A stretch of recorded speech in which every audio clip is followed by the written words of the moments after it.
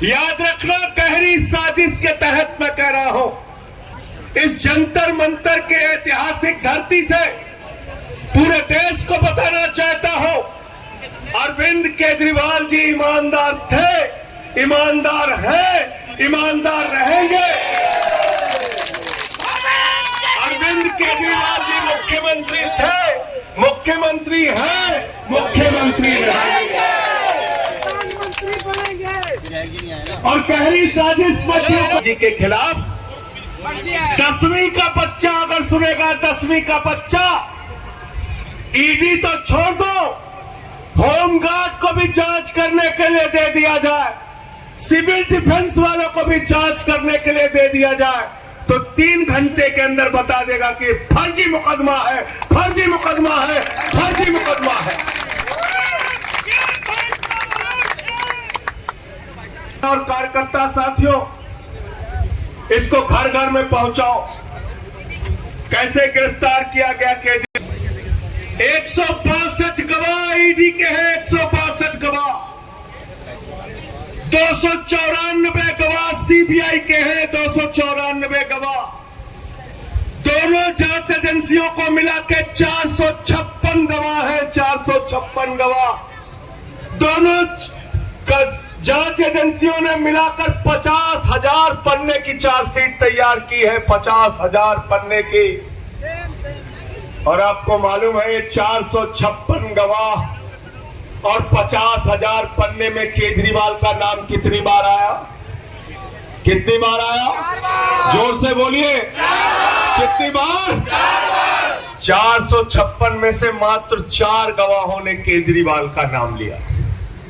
उन 4 गवाहों ने किन परिस्थितियों में, किस दबाव में और कैसे अरविंद केजरीवाल का नाम लिया, ये आम आदमी पार्टी के एक एक कार्यकर्ता, दिल्ली की 2 करोड़ महान जनता और देश की जनता और विपक्षी पार्टियों को पता होना चाहिए।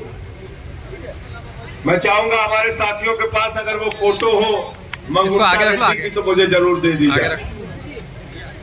साथियों, दोस्तों, 16 एक व्यक्ति है मंगुंटा रेड्डी, दूसरा व्यक्ति है उसका बेटा राघव रेड्डी, तीसरा व्यक्ति है शरद रेड्डी, चौथा व्यक्ति है सी अरविंद। इन 4 लोगों ने नाम लिया। बात करते हैं मंगुंटा रेड्डी की। मंगुंटा रेड्डी के घर 16 सितंबर 2022 को ईडी छापेमारी करती है। कहते केजरीवाल से क्या मिले थे आप? उसने कहा हाँ मिले थे। क्यों मिले थे? अपने चैरिटेबल ट्रस्ट के लिए जमीन चाहिए थी। उसके बयान लिए गए। 10 फरवरी तक उसने कुछ नहीं कहा, तो उसके बेटे को 10 फरवरी 2023 को गिरफ्तार करके भाजपाइयों की ईडी ने जेल में डाल दिया। उसके बेटे से पूछा केजरीवाल का नाम ले, पहली बार कहा नहीं लेंगे, दूसरी बार कहा नाम ले, उसने कहा साहब नहीं लेंगे, तीसरी बार कहा नाम ले, उसने कहा साहब केजरीवाल ने कुछ किया ही नहीं तो कैसे नाम ले, चौथी बार कहा नाम ले, उसने कहा साहब केजरीवाल से कोई मतलब नहीं तो कैसे नाम ले, पांचवी बार कहा नाम ले, नहीं लेंगे, 6वीं बार कहा नाम ले, उसने कहा नहीं लेंगे, 6 बार नाम लिया, 5 महीने की जेल बीत गई, तो बोले जिंदगी भर जेल में सड़ेगा अगर केजरीवाल का नाम नहीं लेगा। अब वो कमजोर पड़ गया, उसने 7वीं बार केजरीवाल का नाम ले लिया। 7वीं बार नाम ले लिया। कब लिया? 16 जुलाई 2023 को। 16 जुलाई 2023 को जैसे ही उसने नाम लिया अरविंद केजरीवाल को, 18 जुलाई 2023 को ईडी वालों ने कहा बेटा अब कोई दिक्कत नहीं, जमानत पे छूटो, घर जाओ। समझ गए? समझ गए मुकदमा? समझ गए मुकदमा? 10वीं का बच्चा पता लगा सकता है ना इस बात का कि फर्जी मुकदमा है। 16 जुलाई को जैसे ही नाम लिया, 18 जुलाई को उसकी जमानत हो जाती है। 10 बयान बाप बेटे ने दिया। मंगुट्टा रेड्डी और राघव रेड्डी ने 10 बयान दिया। 10 बयान में बाप बेटे के अंतिम 2 बयानों को ईडी वालों ने कहा ये सही है, कोर्ट के सामने रख दिया। 8 बयानों को छिपा के रख लिया, बोले अनरिलाइड डॉक्यूमेंट है, जिसमें केजरीवाल के ईमानदारी का सबूत है। वो कागज ईडी छुपाती है। भारतीय जनता पार्टी की गहरी साजिश ये है साथियों। हमारे वकील गए न्यायालय के सामने, उन्होंने कहा हुजूर माई बाप, हम आरोपी जरूर हैं लेकिन हमारे कागज छिपाए क्यों जा रहे हैं, हमें दिखाइए तो। कोर्ट ने कहा भाई आरोपी का अधिकार है, सारे साक्ष्य उनको दिखाओ। जब वो ईडी के दफ्तर वकील पहुंचे तो हैरान हो गए, होश उनके उड़ गए। उन्होंने देखा 8 बयान में अरविंद केजरीवाल का नाम नहीं, सिर्फ 2 बयान में अरविंद केजरीवाल का नाम लिया गया और उसके आधार पर उठाकर उनको जेल में डाल दिया गया। तीसरा व्यक्ति है शरद रेड्डी। इसकी कहानी बड़ी मजेदार है, ध्यान से सुनना। शरद रेड्डी को ईडी ने कहा ये मुख्य घोटालेबाज है, किंग पिन है ये। 9 नवंबर 2022 को उसके घर में छापा पड़ा। 10 नवंबर 2022 को उसको गिरफ्तार कर लिया गया। 10 नवंबर 2022 से लेकर 25 अप्रैल 2023 तक 1-2 नहीं 12 बयान उसके लिए गए। 12 बयान। 10 बयान में उसने अरविंद केजरीवाल का नाम नहीं लिया। अंतिम के 2 बयान में जब उसने केजरीवाल का नाम लिया तो ईडी वालों ने कहा बेटा अब तुम्हारी जमानत करा देंगे। उसने कहा कैसे होगी, बोले कह देना अदालत में कमर दर्द हो रही है, जमानत हो जाए। मनीष सिसोदिया जी की पत्नी पिछले 20 साल से एक बीमारी से ग्रसित है। इस पीड़ा की घड़ी में अपने पति का उनको इंतजार है, उनको जमानत नहीं मिलती, लेकिन कमर दर्द के नाम पर मुख्य घोटालेबाज किंगपिन को जमानत मिल जाती है। एक ईमानदार आदमी जिसकी बेगुनाही के सबूत चिल्ला चिल्ला कर बोल रहे हैं, उसकी जमानत का विरोध करने के लिए ईडी एड़ी चोटी लगा देती है अरविंद केजरीवाल की जमानत का विरोध करने के लिए, लेकिन शरद रेड्डी को कमर दर्द के नाम पे जमानत मिल जाती है। और वो शरद रेड्डी कौन है? 10 नवंबर को गिरफ्तार हुआ।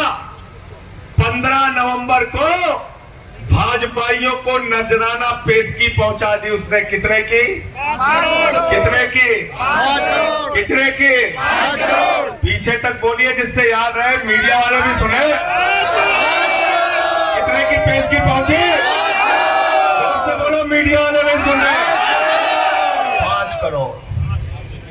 गली गली में शोर है, गली गली में शोर है, बीजेपी चोर है, बीजेपी चोर है। हम तुम्हारे साथ हैं।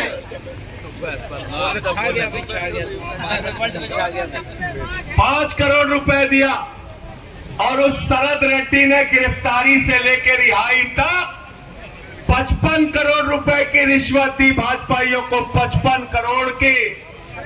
ईडी वाले कह रहे हैं शराब घोटाला, शराब घोटाला, शराब घोटाला।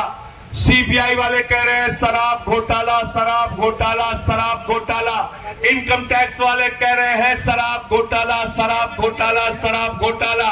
अरे शराब घोटाला तो खुल गया, तुम्हारे माई बाप भारतीय जनता पार्टी वालों ने शराब घोटाला किया है। किया है कि नहीं किया बताओ? किया है कि नहीं किया? किया है ना शराब घोटाला? शराब घोटाला किया है भारतीय जनता पार्टी वालों ने। मैं इस मंच से कहना चाहता हूं एलजी साहब से, एलजी साहब अगर आपको अपने पद की जरा सी भी नैतिकता है, भारत के संविधान में जरा सा भी ईडी की जांच कराओ, इनकम टैक्स इसकी जांच कराओ। भारतीय जनता पार्टी के नेताओं का कॉलर पकड़ के उनको जेल में डालने का काम करो। शराब घोटाला उन्होंने किया। गलत तो नहीं कह रहा हूं? गलत तो नहीं कह रहा हूं? आतिशी जी, शराब घोटाला, खुला हुआ शराब घोटाला, भाजपा के नाम का शराब घोटाला, उसमें एलजी साहब चिट्ठी क्यों नहीं लिखते? क्यों नहीं?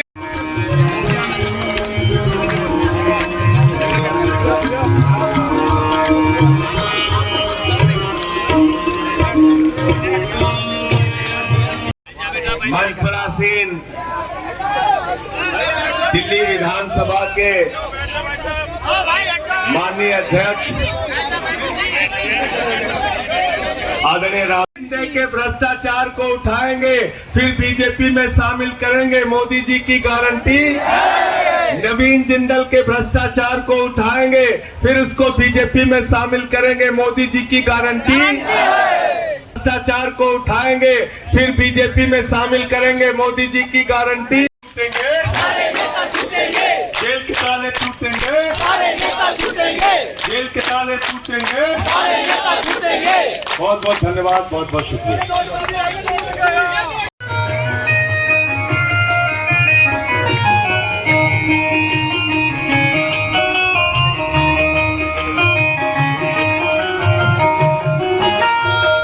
ये संसार सभी नश्वर है, फिर कैसा अभिमान रे प्यारे, फिर कैसा अभिमान रे प्यारे, फिर कैसा अभिमान। ये संसार सभी नश्वर है, फिर कैसा अभिमान रे प्यारे, फिर कैसा अभिमान रे प्यारे, फिर कैसा अभिमान। छोड़ के ये जग भी चल दिए, छोड़ के ये जग भी चल दिए, जो थे वीर बलवान, किसी का रहा नहीं अभिमान, किसी का रहा नहीं अभिमान। आसमान में उड़ने वाले, आसमान में उड़ने वाले, धरती को पहचान, किसी का रहा नहीं अभिमान, किसी का रहा नहीं अभिमान।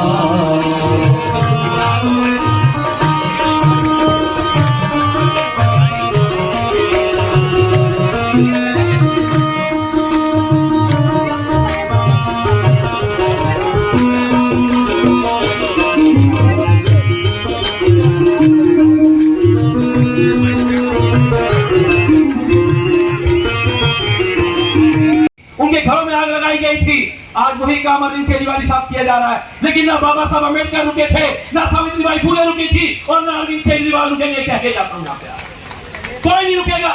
हम इस देश में सबको समान अवसर देने की बात करेंगे। तो साथियों, ये समय इस देश के संविधान को बचाने का है। और मुझे बाबा साहब अम्बेडकर की एक बात याद आती है। बाबा साहब अम्बेडकर जब पार्लियामेंट से बाहर निकल रहे थे, जब उन्होंने महिलाओं को, पिछड़ों को, गरीबों को वोट का अधिकार दिया, तो बाबा साहब अम्बेडकर बाहर निकले। उनसे पूछा कि बाबा साहब अम्बेडकर आप इतने खुश क्यों? तो उन्होंने कहा कि आज मैंने रानी के पेट का ऑपरेशन कर दिया है, और आज के बाद रानी के पेट से राजा पैदा नहीं होगा, जनता के वोट से राजा पैदा होगा। चुपता है, वो इलेक्टेड लोगों के ऊपर सिलेक्टेड लोगों को बैठाना चाहते हैं। वो चाहते हैं कि इलेक्टेड सरकार को उखाड़ के एक लेफ्टिनेंट गवर्नर के माध्यम से, वायसराय के माध्यम से सरकार को चलाना चाहते हैं। वो सरकार चलाना चाहते हैं। आप सबको ये ध्यान रखना है साथियों कि इस देश में हमारा वोट का अधिकार है, तभी हम लोग सुरक्षित हैं। तभी हम किसी नेता को पकड़ के कह पाते हैं कि हमने तुझे वोट दिया था 5 साल पहले, हमारे काम कर, नहीं करेगा तो बदल दिया जाएगा। आपके पास मौका आ चुका है। हम तो कहते थे कि 2029 में अरविंद केजरीवाल जी देश के बड़े नेता होंगे। 2029 में हम लोग मिशन लेके चल रहे थे, लेकिन मोदी जी की हरकत ने तो 2024 के अंदर ही अरविंद केजरीवाल जी को एक राष्ट्रीय नहीं, अंतर्राष्ट्रीय नेता बनाने का काम करने का काम किया। एक ही बात को लेकर के अडिग है कि जिस व्यक्ति ने इस भारत माता के सुपुत्र अरविंद केजरीवाल